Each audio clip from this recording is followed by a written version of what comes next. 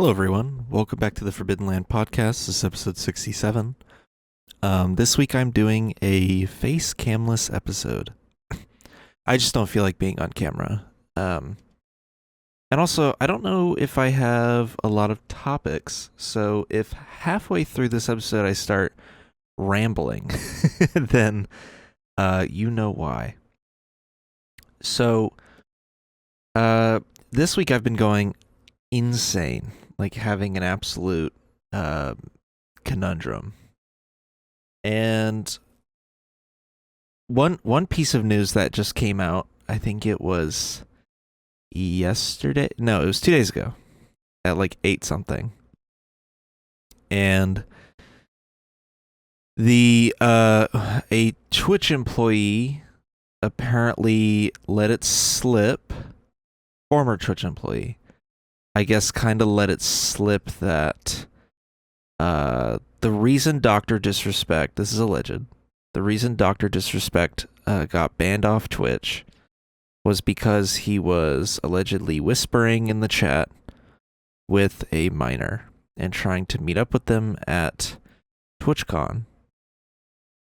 I don't know if Twitch whispers still exist, but you could basically like private message someone in the Twitch chat of whatever channel you were watching. And I guess he was doing this, which very weird because that shows up on your chat history. And I'm sure Twitch mods could see it. Well, obviously, because that's what this guy is claiming. But so this guy named Cody Connors, I think it's a guy, right? Let me verify. I don't want to misgender this person. I'm not sure, so I'm going to say they. Pretty sure it's a guy. They say, quote, he got banned because he got caught sexting a minor in the then existing Twitch Whispers product. He was trying to meet up with her at TwitchCon. The powers that could be read in plain text. I don't know what prompted this person to say this. But this is what they're claiming it. A lot of people have seen it. A lot of people have responded. Apparently, Dr. Disrespect has also responded. Let me see if I can find his response. But let's see. He says, "Listen, I'm obviously tied to legal obligations from the settlement with Twitch, but I need to say what I can say since this is the fucking internet. I didn't do anything wrong. All this has been probed and settled.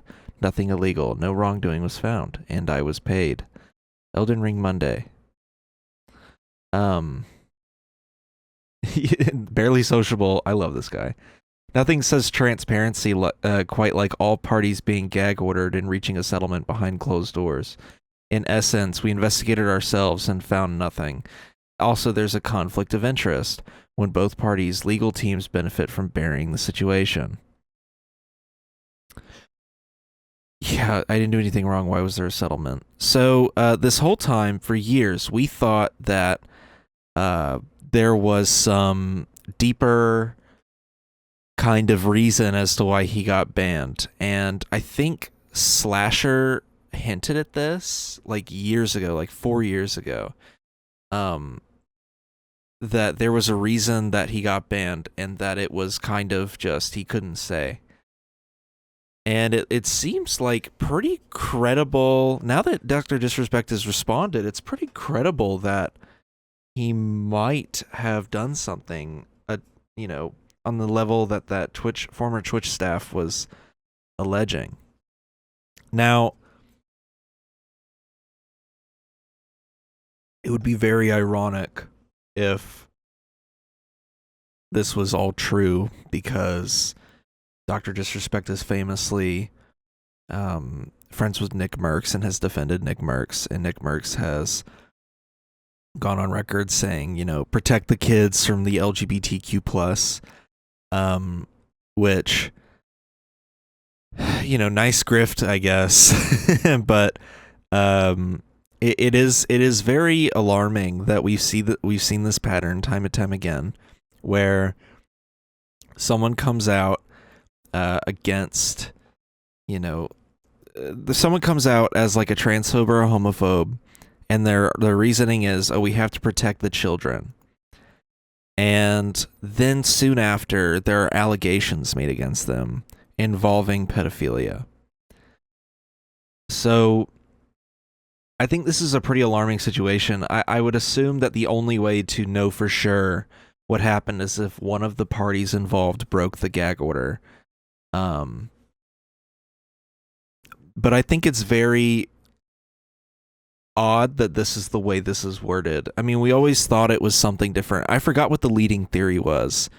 That it was some kind of like contract violation that he did or something like that. Never did I think it had something to do with children. So yeah, very strange situation. Anyways, sorry, I just took a phone call. If there was a weird cut in the video, if you saw the little background video have a weird little chop.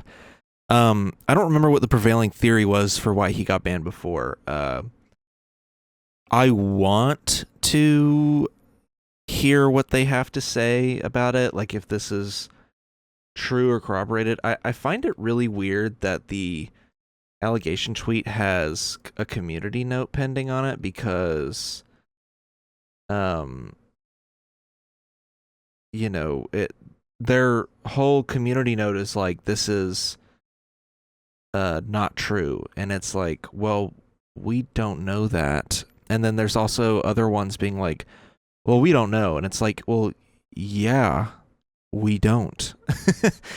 If you're citing a Dexterdo article on your community note, that's a little weird. But here, one of the community notes, I'm not going to show them, said that he's been banned since 2020. Okay, that's not disputed in the original tweet.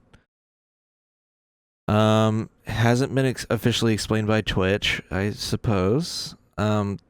These allegations stem from a former Twitch employee and are speculation. Okay, so I would like to say that the community notes are not for reminding people that allegations are unconfirmed. They are for if somebody says information that's false, then you put a community note that corrects the statement. You know, if you're alleging something, you can't just add a community note and be like, well, we don't know if that's true. It's like, just reply with that. The people that are given the ability to write community notes, they're always so strange. Yeah, like I can mark this as opinion or speculation because it's just not. It's very weird. Some of the community notes I see nowadays, like I'm not even allowed to write a community note, I don't think.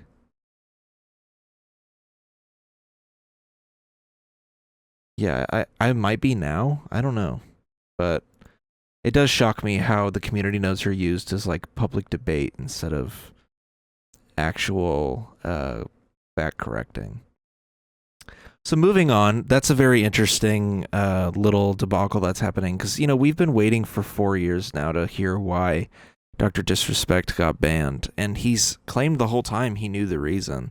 So if this is the real reason, then that's a huge yikes, you know.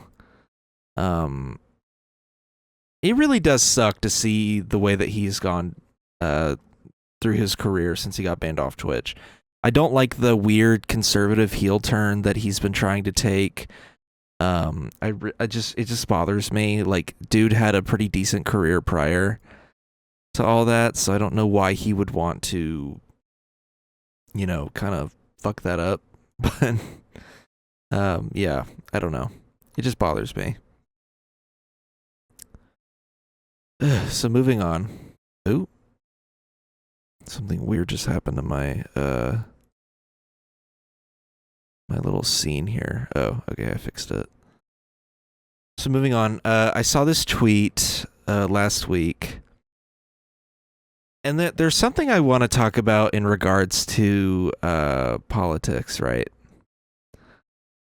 So, you know, I'm fairly left leaning, And oh, this guy wrote a whole article defending him. Wow.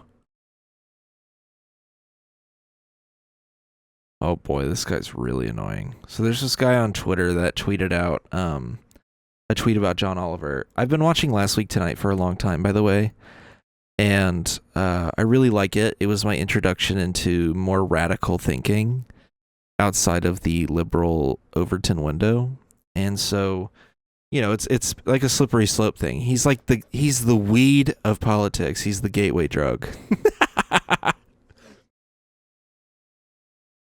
And one thing I like about that is that he's a little libbed. He doesn't always have the best solutions at the end of his segments, but he does shine a light on stuff that I was unaware of. I was unaware of how agriculture worked in this country, that we exploit immigrant labor, and a lot of stuff that's regulated in this country we just send right over the border, like the destruction of car batteries that contain lead. All we do is set up a factory on the border on the Mexican side, and we send those batteries there and force them to destroy them, because in the United States it's illegal, because lead, as we all know, is harmful to you. Lead exposure is literally the reason why baby boomers are the way they are, and why they all look like they've been checked out for 20 years, and I'll give you what's called the lead stare. So this person who runs a Twitter account, I guess they are part of the Communist Party. That's interesting. A card-carrying communist. I assume in the U.S.? Do we even have a Communist Party in the U.S.? I mean, I guess that's something to brag about. That's cool, I guess. I don't mind communists. I just think this whole account kind of gives the feeling of cringe, I guess I should say. They are Mass Strike Now on Twitter. And it seems that they do not like John Oliver. So they tweeted out a picture of the Last Week Tonight cover photo, looking at the symptoms of capitalism weekly while avoiding the underlying problem with John Oliver. So I think this is a very odd take. Knowing Better had a good response. This guy wrote a whole article defending John Oliver, and they obviously clapped back with a Stalin meme, I guess. Nice. And I don't know, just overall they're not very good at arguing their point. This account kind of feels like bait. It kind of feels like Fed posting, but I have a feeling that it's not. Like LARP is a communist and make them look bad. But this person might actually just be a normal communist who doesn't know how to conduct themselves very well, and doesn't realize that you can't just shove a far left ideology like communism in someone's face and expect them to instantly convert, especially with liberals. Liberals are comfortable. Liberals, think in the most standard, what's the word? Status quo way possible. And you have to slowly pull back the curtain and reveal to them information over time, so they can take it in and process it. And that's what Last Week Tonight does. Last Week Tonight dives into problems that need to be regulated by the governing body, dives into problems that could be solved by economic reform. And, it's obviously more of a slippery slope gateway show into the wider world of leftism. And I hate this leftist infighting, because with stuff like this, it turns so many people away from this ideology. This one. It turns a lot of libs away from this, because they see you attacking their golden boy, and now they're going to look at you and be like, oh, well, you're annoying, so they just don't want to interact with this. And I think Knowing Better had a good point, because this show has changed a lot of stuff. It's introduced legislation like indirectly influenced legislation being introduced. It's influenced the minds of probably millions of people into seeing the more disgusting corners of our society in America. And yeah, it just, look, I'm a leftist. I would consider myself a bit of a socialist as well on a lot of issues. And, I'm personally not a communist, but I do have communist friends. And I think all of us would agree that this show is overall a good thing. I think it's, like I said, it's still a lot to ask of someone to just be like, I need you to go on your HBO show owned by Warner Brothers, who's owned by Discovery, a company notorious for heavy anti-consumer practices. Go on your show and start spitting Marxist propaganda straight from the book itself. I think that's a lot to ask of someone. So yeah, I think this is a really unhealthy discourse. I really hate this shit. I've seen a lot of left-leaning people online that will be like for instance, I've seen a lot of leftists that don't like Hassan Piker. And I think Hassan Piker serves a similar role to John Oliver. He's a self-proclaimed socialist, but he doesn't put it in your face. And a lot of the stuff he talks about appeals to the wider range of Americans. And that's obviously a good thing because, without that, like, Hassan is the reason why I'm a full-blown leftist. I watched a video where he was reacting to communists on a college campus owning a conservative. I think it was Caitlin Bennett. And, as a little lib, I was like, ooh, communism, what? And now I'm over here like, yeah, I'm friends with them. Our ideology is very similar. So yeah, I think him and Last Week Tonight serve a very similar role. And it always confuses me when there are leftists online that don't like him. And they nitpick him and all this stuff. I will say, when it comes down to the bus driver test, those two are definitely the easiest to pass the bus driver test. The bus driver test is basically go up to a bus driver and start telling them this kind of stuff. If you go up to the bus driver and you go, yeah, I watched this show Last Week Tonight. It's about like political issues. It's pretty good. It's a little left leaning, but you'd probably like it. And the bus driver would be like, oh, good show suggestion. Or you go, yeah, I watched this Twitch streamer. He just live streams on the internet and talks about leftist ideology and talks about like problems in the country right now. You go, oh, okay. Let's pick some random left-wing like debate streamer. That's way harder to explain to the bus driver. And so I feel like overall, the two examples I just listed are an overall good thing for the leftist community. And then once those people are in, then show them other creators like that are more in the deeper corners of leftism. So I'm drinking something right now, sorry. Yeah, I just think this is really unproductive discourse, and I've never understood it. But yeah. Oh, that's odd.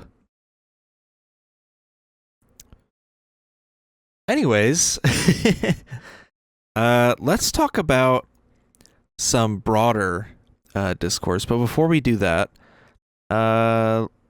here's a special little message from the editor of the podcast. Me. Hope y'all are enjoying the episode so far. If you didn't know, we have merch, and it's on TeePublic. There'll be a link to it in the description if you want to get some merch. And new time for the podcast. Usually these come out on Saturday. We are now pulling it back to Friday. Enjoy the rest of the episode. And we're back. So this next topic is something that has been frustrating me for quite a while now. But first, I would like to set a bit of a foundation. So I am a Star Wars fan. I have watched Star Wars since I was a child. I love the original trilogy. I don't rewatch it very often, but I do like it. I'm somewhat fond of the prequels. Like, I have a nice bit of nostalgia for them. I'll rewatch them every now and then, mostly because I love lore. So, and they provide a lot of context for the lore, and two of the movies are directly involved in the Clone Wars. I love the Clone Wars. I love Clone Wars, the original 2D show. I love the 3D show. I love the Clone Wars multimedia project. I love a bunch of the books and all that. The sequel trilogy, I liked episode 7 and 8. I wasn't a fan of 9, but who is? That's the foundation of who I am as a Star Wars fan. I think episode 7 was a pretty decent re-entry into the movies. Episode 8 was ambitious, and I actually enjoyed it when I watched it. I don't think my opinions ever changed on that, so I'm definitely in the 50% of the fans that liked that movie. Episode 9, I think, is just really bad. Like, it's a symptom of capitalism, effectively. But so, and I like a lot of the shows, but, obviously there are some shows that I'm not a huge fan of. But I would like to talk about one show in particular, and that is The Acolyte. I've talked about in the last few weeks that I have been watching The Acolyte, and I've been enjoying it. But the one thing I'm not enjoying is the discourse online. The reviews for The Acolyte are devastatingly bad, which is kind of insane that this show has this many reviews, and had that many reviews before the first 2 episodes were out. But on Google it has a 1.5. On Rotten Tomatoes I think it has a 13%, but the critics score is 85. On IGN they gave it a 7. On IMDb the fans gave it a 3 at this point. It seems a little out of hand why a show like The Acolyte has such bad reviews. And if you watch The Acolyte in a vacuum, you probably think oh, this is a neat little show. This is cool. If you have the context going in that it's 100 years before the Phantom Menace, then you watch The Acolyte and you go, oh, this show's kind of cool. I like seeing this part of the universe before the movies. It's kind of neat. If you've read the High Republic books, you're probably pleasantly surprised at the continuation of a couple characters' storylines from the books. Venestra, I believe, is a character in the books. So you're probably like, oh, I like that this is a little continuation of her character. If you watch the show with Twitter on the next window over, you would think that they uploaded 4 episodes of just somebody murdering people's pets. I have seen the most brain dead takes about this show. People are more mad at this show than they were the Book of Boba Fett. The Book of Boba Fett legitimately had problems and was legitimately not that good. And yet, people are criticizing The Acolyte, a decent show so far, far worse than they ever did the Book of Boba Fett. I don't really understand the reason either. I'm trying to pinpoint it because the creator herself has said that she's a huge fan of the EU, the Star Wars Expanded Universe from before Disney's takeover, that she has tried to incorporate pieces of the EU that she likes into the show to make it canon, which, has made us hopeful that, maybe references to, Plagueis or Tenebris might be in this. She's on record saying that. The show seems to be fairly faithful to the lore so far, despite what you'll read online. And it's pretty accurate to, stuff we've seen before, the Witch Coven and the way that the Jedi are acting, how they're acting a little bit more like their prequel interpretations, because this is the end of the High Republic era, so they're not acting like they used to in the books, which is, there's reasons why. If you've read the books, you know why they're slowly starting to crack down on people breaking the Jedi code so loosely and starting to be a little bit more secretive and keeping things from the Senate and keeping the High Council in the dark. But the first 2 episodes, I think, were decent. I think there are obviously parts of the first 2 episodes where I was like, I'm kind of bored, but that's standard with a lot of the newer Star Wars shows. Like Kenobi had moments like that. Book of Boba Fett was full of moments like that. Ahsoka had moments here and there that were kind of like that as well. The 3rd episode I really liked. It's an origin episode. It's from the perspective of Osha. And I knew that going in, so that wasn't really a surprise to me. It's supposed to be intentionally vague towards the end, because Osha's obviously, she grows up with the idea that the Jedi are these great warriors and that they didn't do anything wrong on our home planet. And then the 4th episode is them just going to Kofor to, get to, I forgot the Wookiee's name, but get to the Wookiee Jedi before May can go and assassinate him. And so, you watch the show, you're like, okay, there's some dull moments here and there, but other than that, it's a pretty decent show. I'm going to do a full review when the show's over, but off the first episode alone, there were already people going insane. So off the first episode alone, there were already people going nuts. There were people saying, oh, there's a fire on a ship in space, a thing that has happened in Star Wars before. We've seen it in the movies, we've seen it in the shows.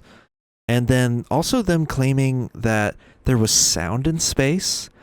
And you'll keep this in mind when I say this next part, because this will come into play when I'm talking about the 3rd and 4th episode.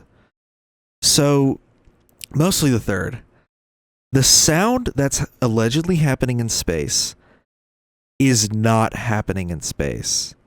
The sound of a fire crackling is coming from the PTSD flashback that Osha is having that relates to the fire that occurred that killed her mother in the 3rd episode.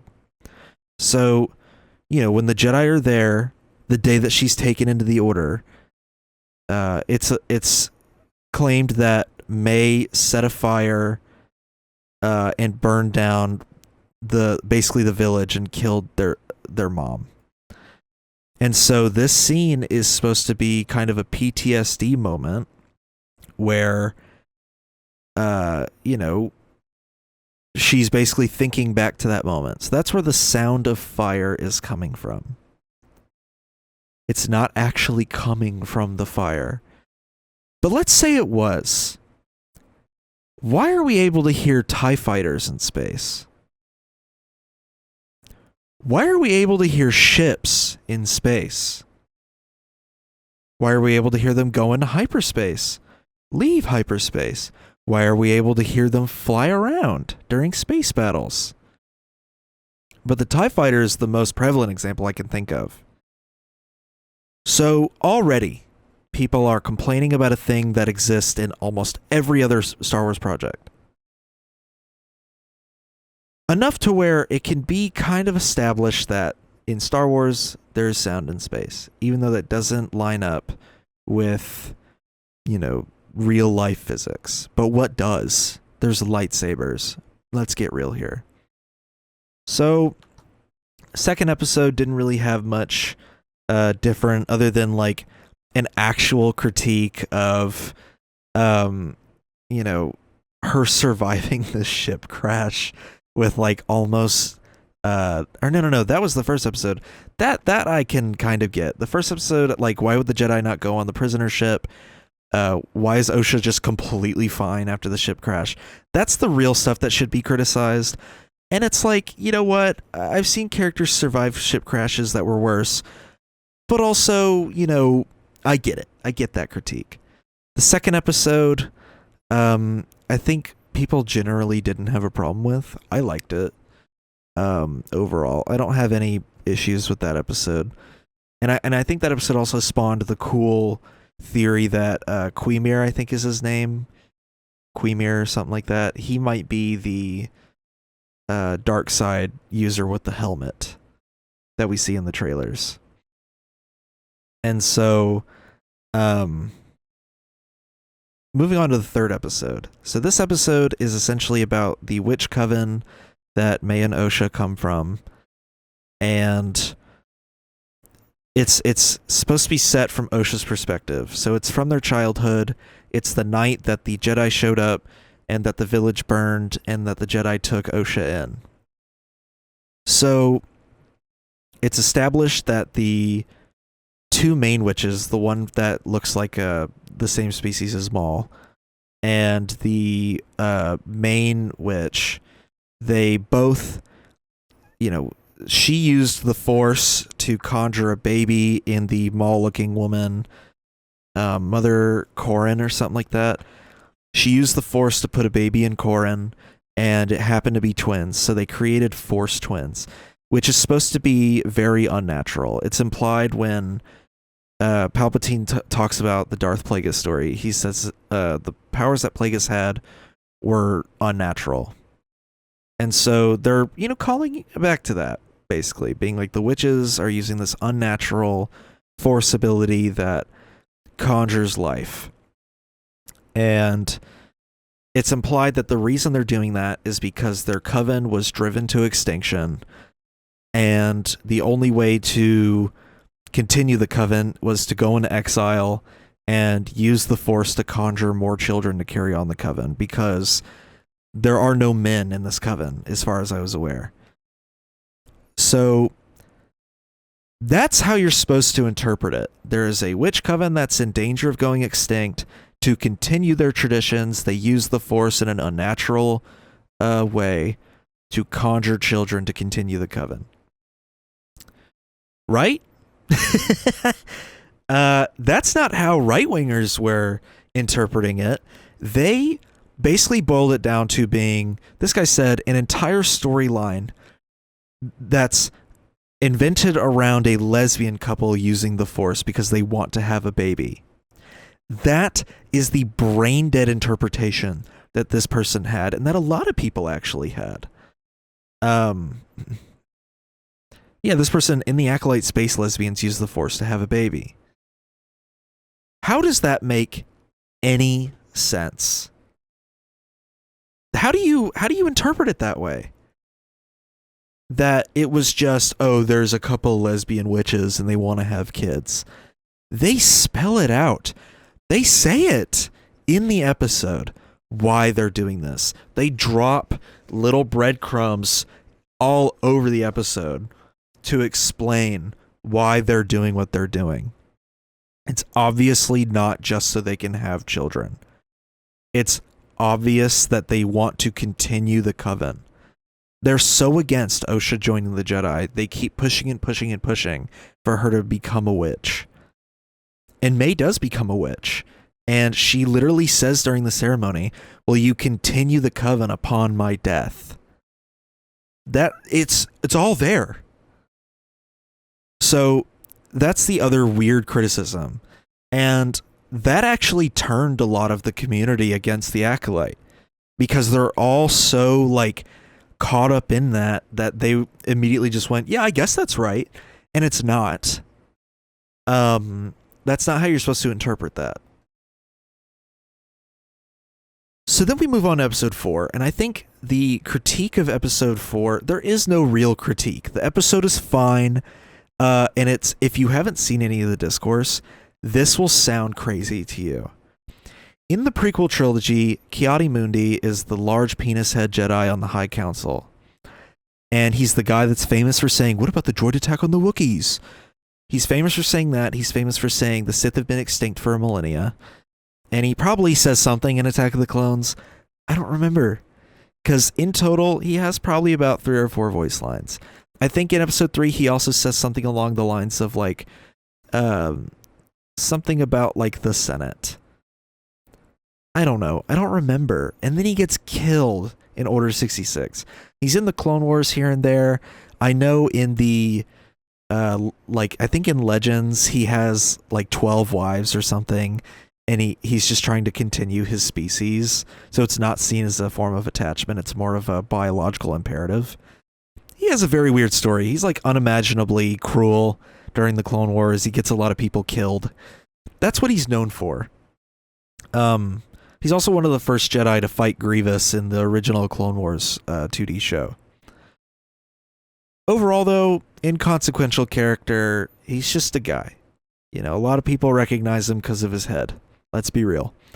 But in Legends, he was given an age. He was born, I guess, in around 93 BBY. So, you know, by the time of the prequels, he's in his 70s, roughly. At least by the time of the Clone Wars. He's in his 70s, it seems. But, you know, in the current canon, he has not had an age. People keep trying to claim that he did. They didn't. He didn't. If you saw the article before the episode came out, he didn't have a general age. He just had a death date. And if you saw an age, it's because you saw it on Wednesday. After people kept like changing the page with the Legends age with no citation. Now, let's get into why this is happening. Ki-Adi-Mundi was in episode 4 of The Acolyte. The Acolyte takes place around 132 BBY, as far as I'm aware. And so, him being in the show means that he is older than he was in Legends. Which is fine, because in canon so far, they have not given us his own birth year.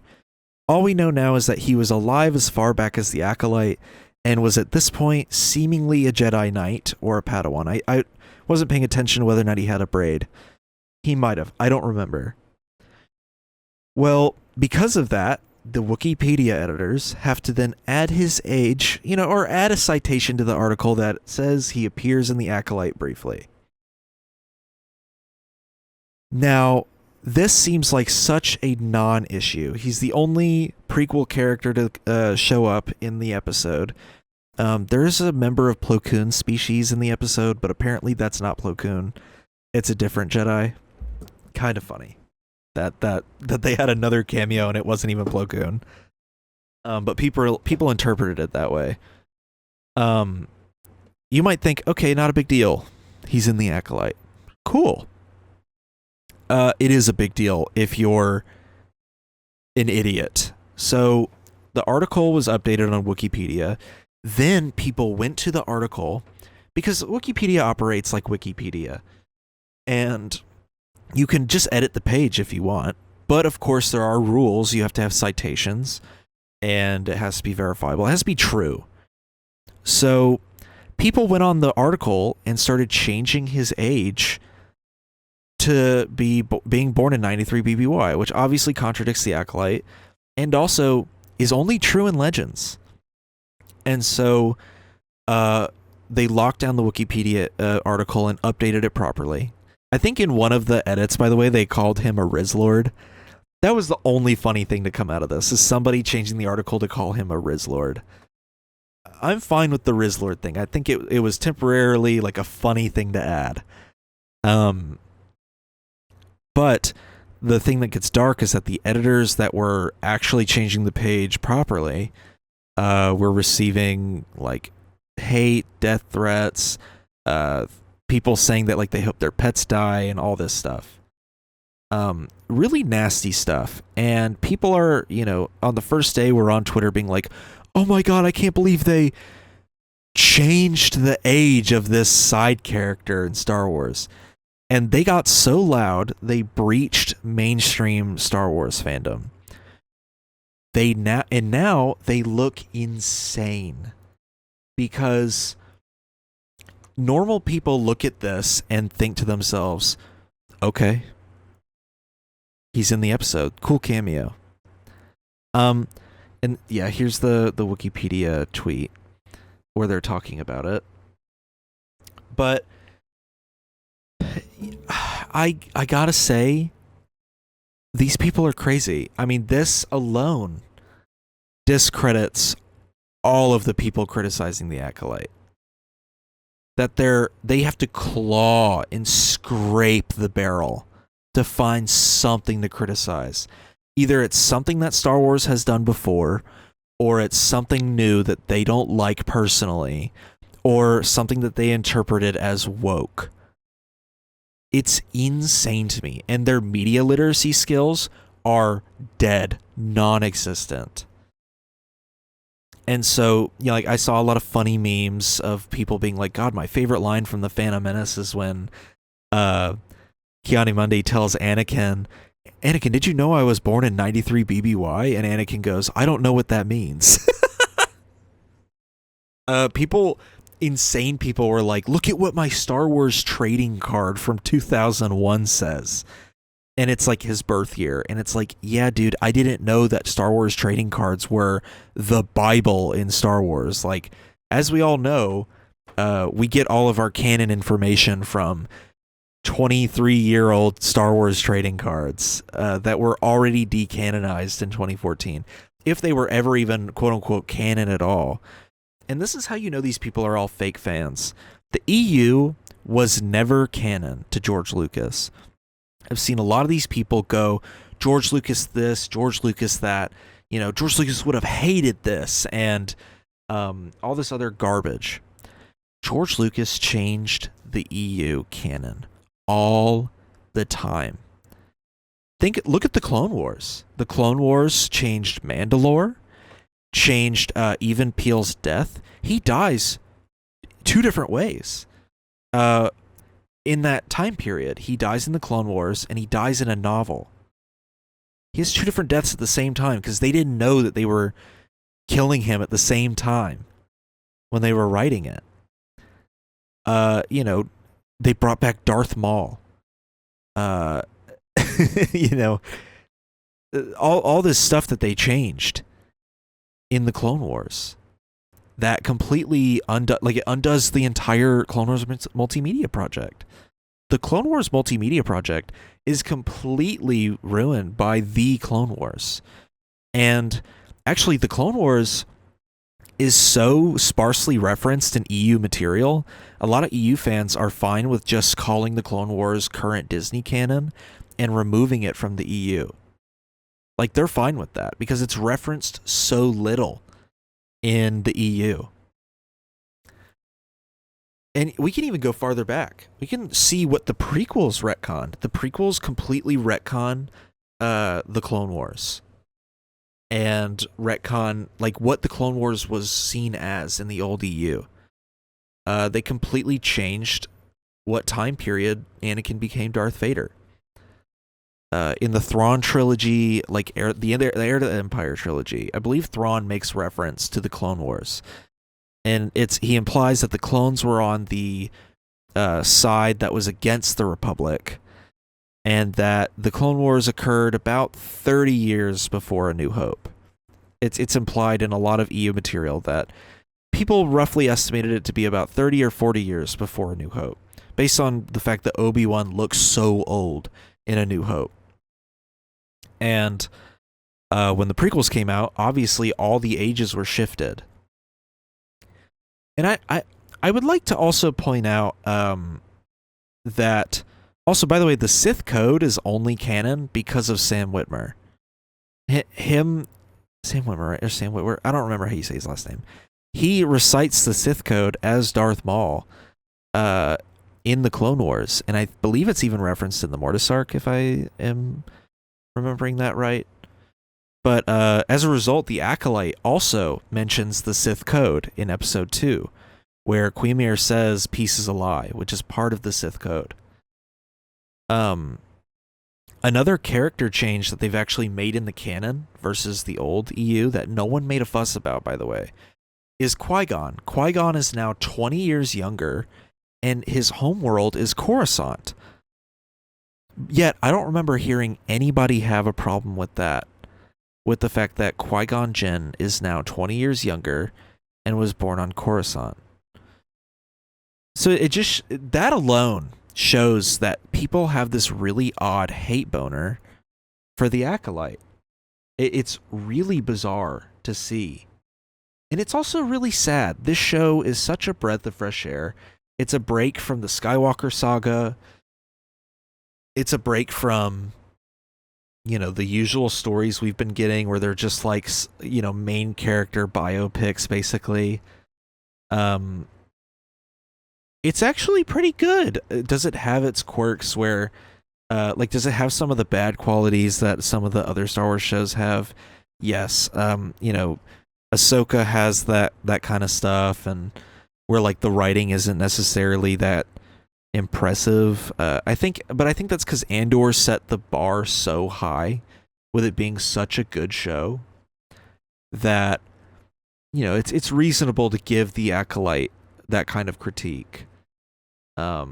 Here, there's a thread about Star Wars characters that maybe would have been alive at the time of this show. I'm trying to find a tweet about this. I'm probably not going to be able to find it, but yeah, I think this show's pretty good. Sue me, I guess. But yeah, I can't find the tweet that I was looking for. And I've already forgotten what kind of tweet I was even looking for. There's a tweet about what characters would have been alive during the Acolyte era. So here, yeah. Yoda. There's going to be some spoilers, probably. They say Yoda could show up because he is canonically alive. He's about this old at this point. Plo Koon could show up, which is why a lot of people thought it was Plo Koon in the show. Especially with how much Dave Filoni loves Plo Koon. Darth Plagueis, which, possible considering the creator loves the EU so much. Chewbacca's alive, Jabba's alive, Hugh Yang, Maz Kanata, the Bendu. Obviously, no one predicted Ki-Adi-Mundi would have been alive at this point, because we didn't really have any evidence for that. But yeah, I think the critique being launched against the Acolyte show is so extreme and so unwarranted. I've also seen people criticize Charlie Barnett saying that Anakin blew up the Death Star. A very reasonable thing to forget if you're not that big into Star Wars. And I would go to say, watch some of the interviews with some of the other Star Wars actors. Not all of them are Mark Hamill levels of lore enjoyers. I think like Natalie Portman is a pretty decent lore enjoyer as well. Same with Hayden Christensen. He's watched the Clone Wars and all that. But, like Harrison Ford doesn't give a fucking shit about the lore of Star Wars. I've heard him say some insane shit in interviews. It's because he doesn't care. With Charlie Barnett, it just seems like a genuine mistake on his end that he said Anakin instead of Luke. Same last names. Anakin also blows up a Death Star similar looking ship in episode 1. It's very easy to screw that up when you're not that into Star Wars. So, I think I saw where people were saying like, oh, well, if they're not that into Star Wars, then why are they on the project? The creator of Andor, the best Star Wars show we've gotten. Honestly, some of the best Star Wars material we've gotten in years. The creator of that show isn't even a fan of Star Wars. He doesn't care. He even has gone on record saying, I don't care about the canon when I'm making this show. I'm writing the show how I want to write it. He's literally disregarding the canon on record. And you know what? Who cares? It's still a good show, and I think The Acolyte also a pretty good show. I think it's a good Star Wars show, and like, it's a average TV show. So, I'm excited to see what the next few episodes are gonna be. I'm prepping a doc to review the whole show for a podcast episode. But it does make me really sad to see people talking about the Acolyte the way that they do. I think it's so overblown. And I've even seen, that's what I was looking for, that tweet by that Wall Street person.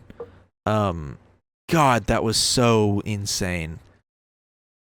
It's the George Lucas defenders. Like, there's a guy that was in George Lucas versus the People, saying that Disney era Star Wars sucks, and I'm like, didn't you literally hate George Lucas?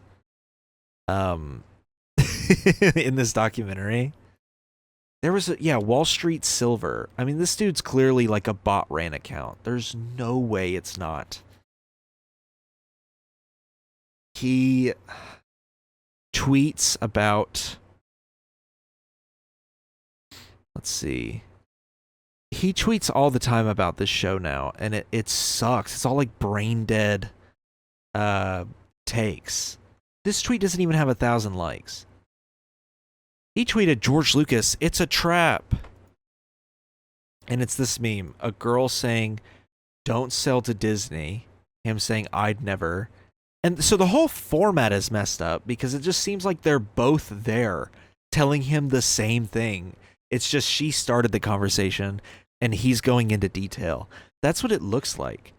And a lot of people are like, his response would literally be, I get how much money?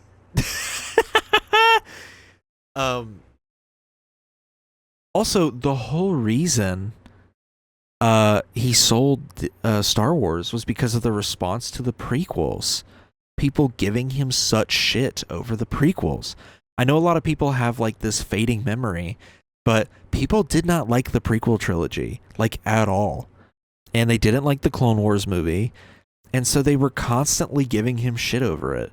It's no wonder he sold the franchise 4 years after he started the Clone Wars. Also, I love that this guy says they make a third Death Star, saying this to the guy that created the second Death Star, which is one of like the biggest critiques of Return of the Jedi. And is one of the reasons why you'll find a lot of original trilogy fans say that there's only 2 good Star Wars movies, because there's a certain amount of them that aren't fans of Return of the Jedi. Killing off Luke, which is ironic because I think in his original drafts he wanted Luke to die in Episode 8, and then delete the entire established universe of planets in a few seconds.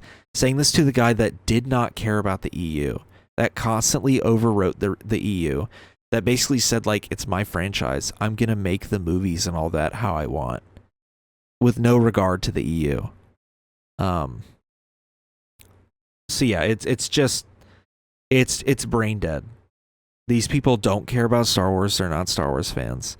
So if you're going to watch The Acolyte, maybe watch it in a vacuum and don't see what people are saying about it online, because it will just drive you insane. I don't understand how people live this way with these types of opinions, where it's just so like hateful. The Boys is getting that treatment now too, which is crazy to me that it is. The Boys, like it did in previous seasons, has a lot of gay elements to it. Frenchie has been established as swinging both ways, and now, there was a subplot in the first few episodes where he's forming a relationship with another guy. And I think my mic is crackling a little bit. But yeah, he's forming a relationship with a guy. There's obvious, references to Marjorie Taylor Greene in the show. It's obvious that like it's kind of like a right-wing reactionary crowd versus a left-wing type of crowd, and then they even like set up the Starlight supporters by faking assaults, which is something that right-wing protesters are known to do. And right-wingers are getting mad. They're pissed. They're like, oh, this gay woke shit, The Boys is over. And it's like, did y'all not watch the finale to the 3rd season, where it's like clearly a reference to Trump?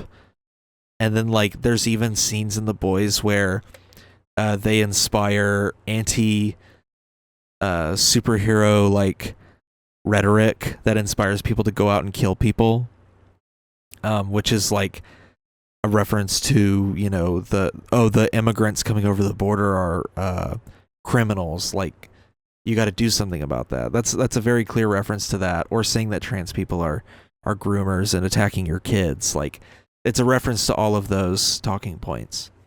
And people are mad. People are mad at the 4th season only, apparently. They say the first 3 seasons goated. The 4th season, too woke. And it's like, well, then you aren't watching the show. And I think it's a wider symptom of the fact that this is the first season to come out since Twitter was turned into X and is ran by Elon Musk, where people that are verified are prioritized over people who aren't. So they're the loudest voices. And most of the people who are verified are, you know, right-wing or conservative, because those are the people that support Elon Musk. So it's all by design.